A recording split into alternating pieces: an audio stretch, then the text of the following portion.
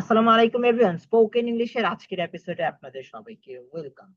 শুরু করছি আমাদের আজকের এপিসোড। আমরা আলহামদুলিল্লাহ অলরেডি টেন্সের সবগুলো প্রকার শেষ করেছি। এখন থেকে আমরা রিয়াল প্র্যাকটিসে চলে যাচ্ছি, অর্থাৎ আমরা টেন্স গুলো ইউজ করে যত বেশি সেন্টেন্স তৈরি করতে পারবো তত বেশি আমরা ইনশাআল্লাহ দ্রুত ফ্লুয়েন্ট হয়ে যাব ইংলিশে। তাহলে শুরু করি। একটা কথা বলেনি, আমরা জানি সাবজেক্টটা যদি থার্ড পারসন সিঙ্গুলার হয় তাহলে প্রেজেন্ট ইনডেফিনিট টেন্সে ভার্বের শেষে এস ইএস হয়, সেটা আমাদের জানা আছে। তাহলে আমরা সিম্পল সিম্পল সহজ বাংলা কিছু আহ বাক্য বলি এবং সেগুলোকে ইংলিশে ট্রান্সলেট করি। তাহলে চলুন শুরু করি। যেমন আমি যদি বলি আমি স্কুলে যাই, আই গো টু স্কুল। সে বই পড়ে, হি রিডস বুক। তাহলে যে হি রিডস বুক, কেন রিডস? কারণ হচ্ছে হিটা থার্ড পারসন সিঙ্গুলার। তারা ক্রিকেট খেলে, যদি আমি বলি কি হচ্ছে, they play cricket, they play cricket.